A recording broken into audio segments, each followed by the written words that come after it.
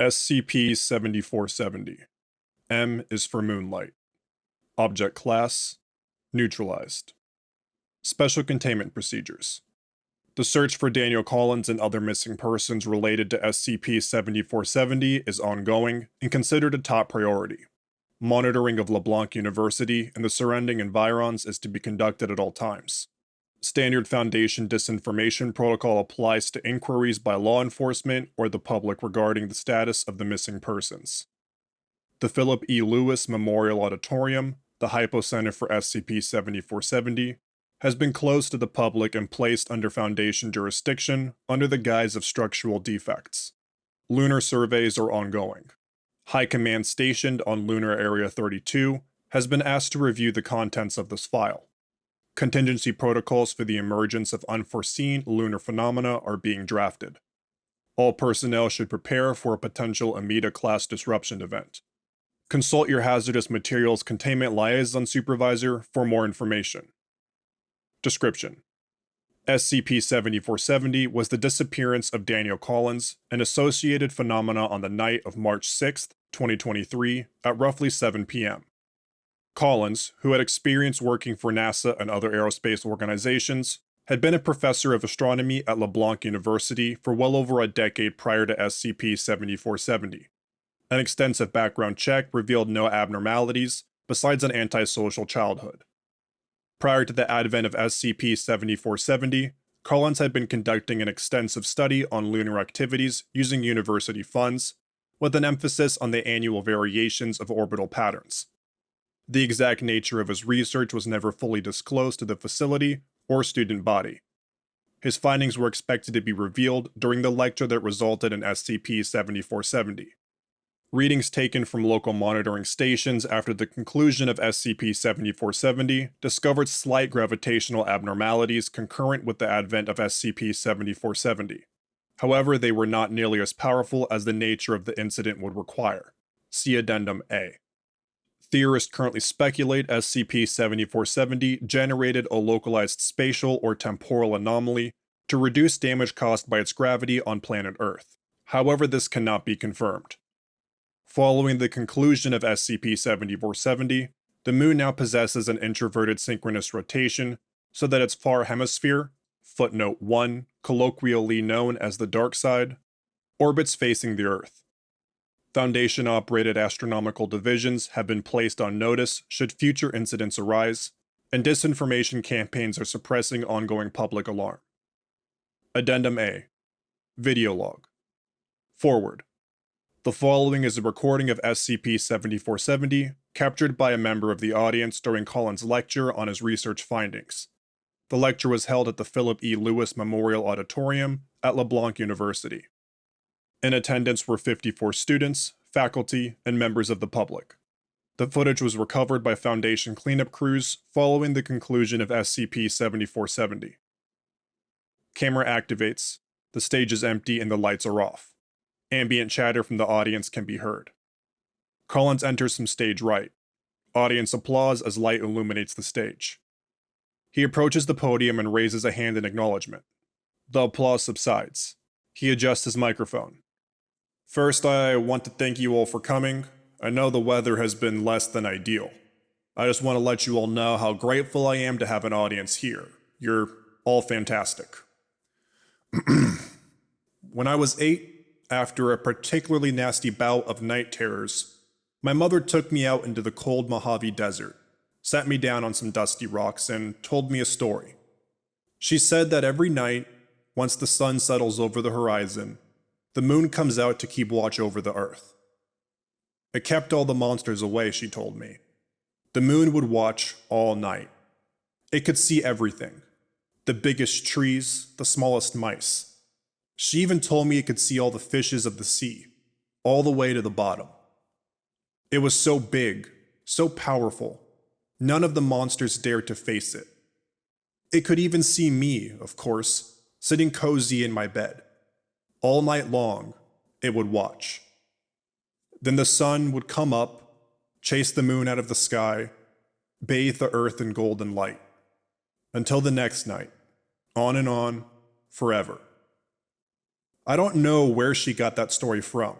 but it did wonders to ease the frightened mind of a child.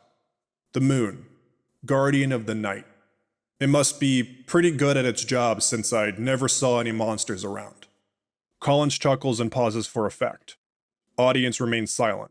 He continues shakily. On my 12th birthday, Apollo 11 put men on the moon. For the first time, I saw the moon, not through the dirty lens of a telescope, but live on television.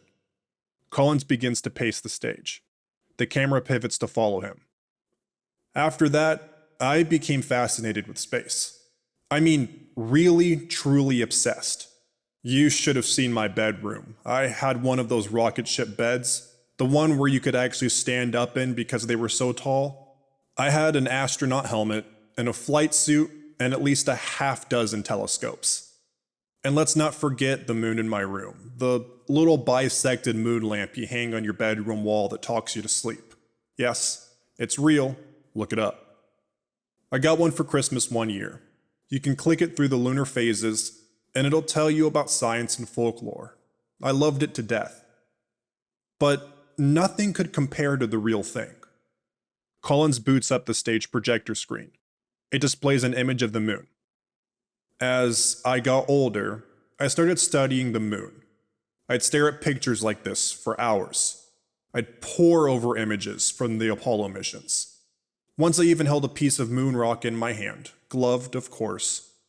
As embarrassing as it sounds, I would sometimes regard it as less an object and more as a person. Someone rather than something.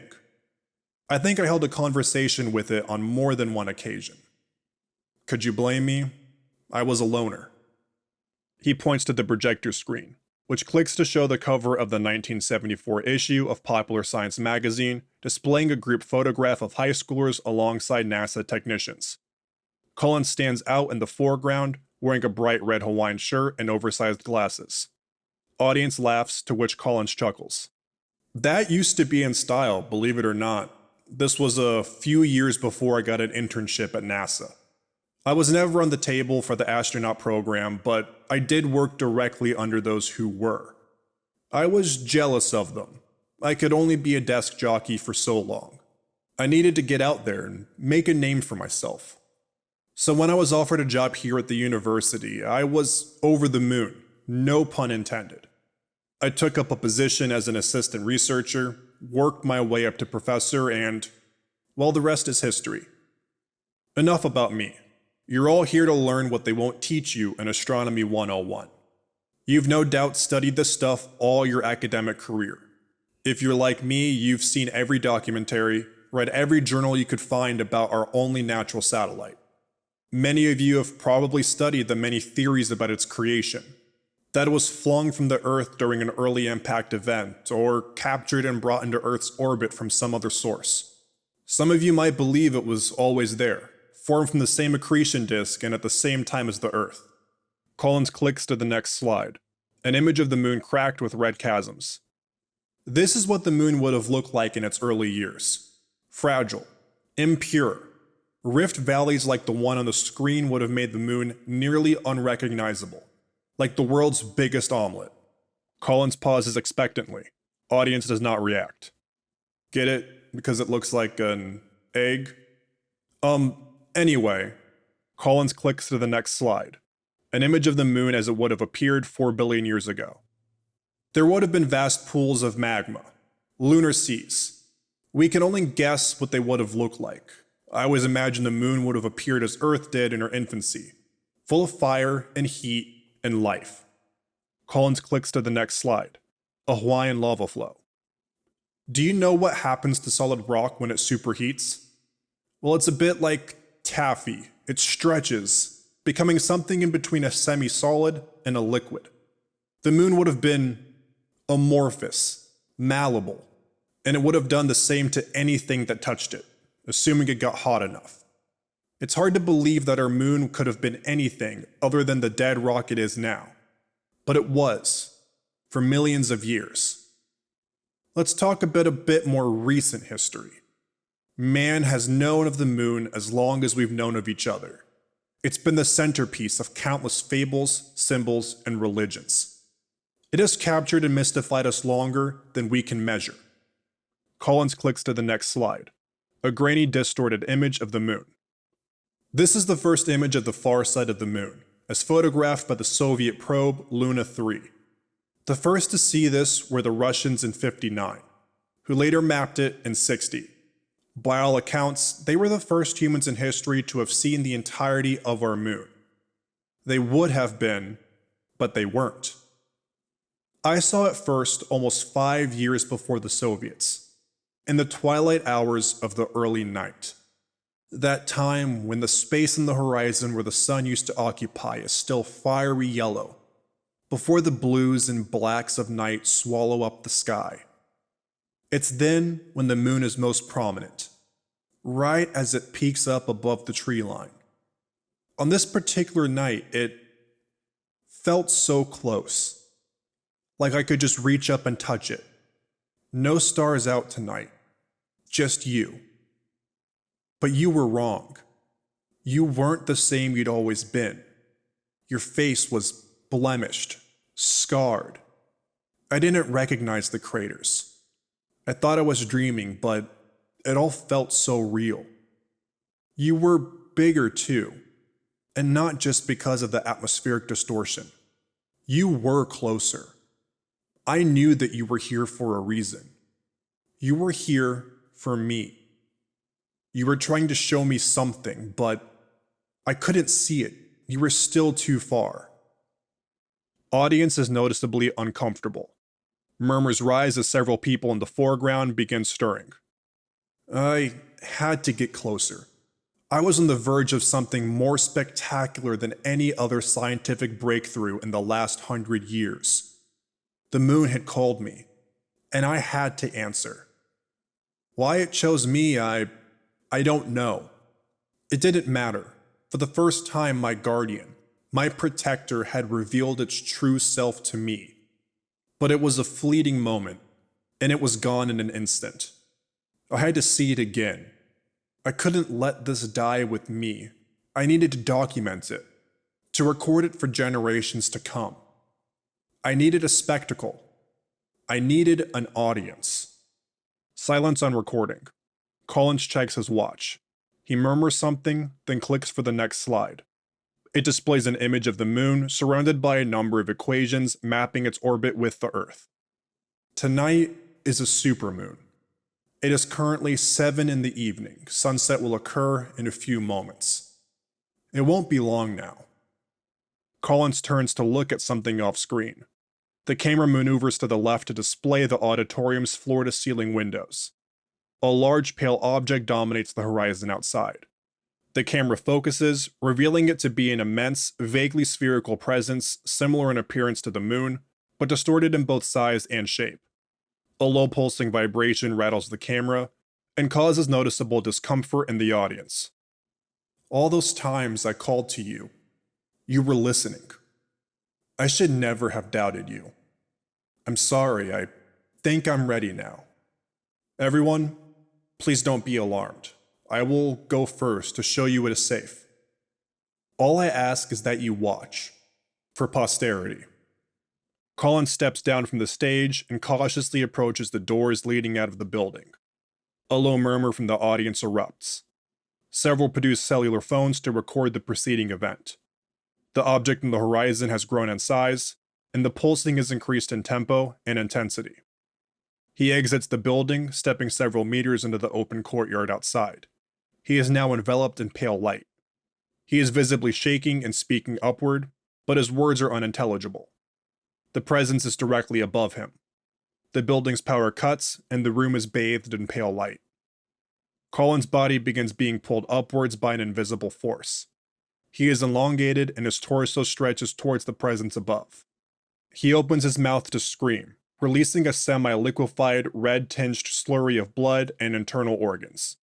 The substance demonstrates non-Newtonian properties, initially falling to the ground as solid before gradually softening and levitating alongside Collins' upper torso. The audience erupts in screams as the ambient pulsing increases to a deafening volume. Collins' body can be seen becoming gelatinous. Pustules of skin, bone, and hair drip off his body, hanging in the air, then fall upwards. After nearly 3 minutes, Collins' upper body disappears beyond the view of the camera. His lower body continues the stretch without breaking for an additional 10 minutes until it too disappears from view. Chaos within the auditorium renders much of the remaining footage useless, but at several points, members of the audience could be seen attempting to barricade the auditorium doors shut with their bodies and other movable furniture. After several minutes, the camera is knocked from its tripod and trampled.